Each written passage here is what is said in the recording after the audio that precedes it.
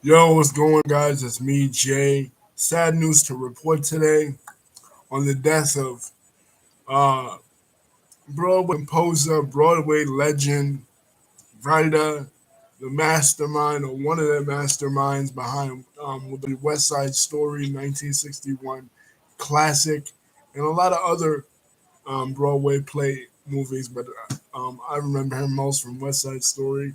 The death of Stephen Sondheim. Stephen Sondheim is one of those names, or was at the age of 91 years old. Stephen Sondheim was one of those names that you always heard in relation to the world of musicals. Um, Besides that, he had Sweeney Todd, Follies, and all the way up into the Woods in 2014. In 2015, he received a Congressional Medal of Freedom from Barack Obama, and he's won 8 Tony Awards, 8 Grammy Awards. He's won an Oscar, a whole bunch of stuff. Just a legend in that world of the Broadway musical. Like I said, to me, what comes to mind when people pass away, when these celebrities pass away, these luminaries, these OGs, I like to point out what I knew from them and what I remember growing up as a kid watching West Side Story, being so enthralled with their songs, America, being so enthralled with um,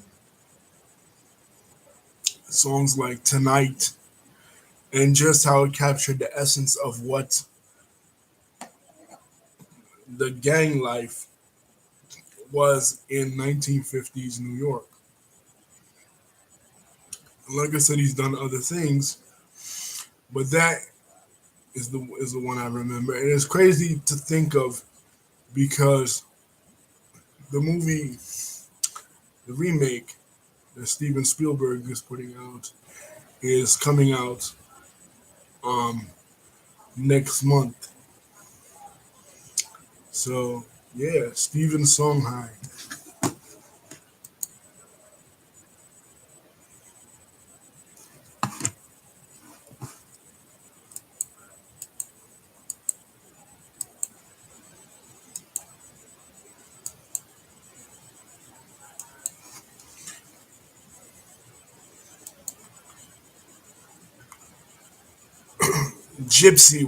Gypsy was another one that he did. Um, but yeah, rest in peace to Stephen Sondheim, the legend in the Broadway world. Um, his presence will be sorely missed, and I'm sure when a new West Side Story comes out, they're gonna pay tribute to him somewhere. I saw the trailer for the new West Side Story. Um, looks pretty action packed. Cannot take away from the original 1961 version. Again, like I said, um, it captured an era of 1950s gang life and how not only gang life in the 50s, but also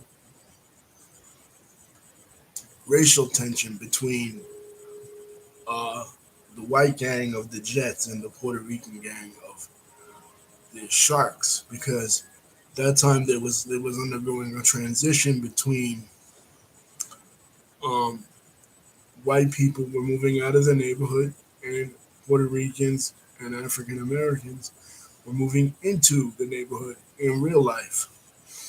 So this kind of that show kind of captured the essence of what that was really like in many cities, particularly in New York. Originally, they were going to do it. Funny thing behind it, originally they were going to do it with Jewish and Irish gangs on New York's West Side because, of course, notoriously, um, the West Side of Manhattan was back in the day was notorious for Irish gangs like the Westies, and they were going to do it with the Jewish gangs on the East Side of New York. East, the Irish gangs on the East Side versus the Jewish gangs on the I mean, the Irish gangs on the west side versus the Jewish gangs on the lower east side. But then somebody, I think it was Stephen Sondheim, saw a newspaper article about the growing influences of Chicano gangs in the West Coast. Well, he said, well, I don't know anything about Chicano gangs, so I'm just gonna switch it around and write it about Puerto Ricans, and that's what he did. And then that's how that classic took shape. The level of violence for a play of that time was unforeseen. I mean, people die in that play. You know, the character of Chino dies, the character of Bernardo dies, the character of Tony dies. It was a modern day take of Romeo and Juliet, what Romeo and Juliet was. Instead of families, gangs. Instead of um, just gangs, racial divisions, ethnic divisions. It's what I remember him most from. But anyway, rest in peace to Stephen Sondheim. Condolences to his family, a legend in the Broadway business. Love you guys.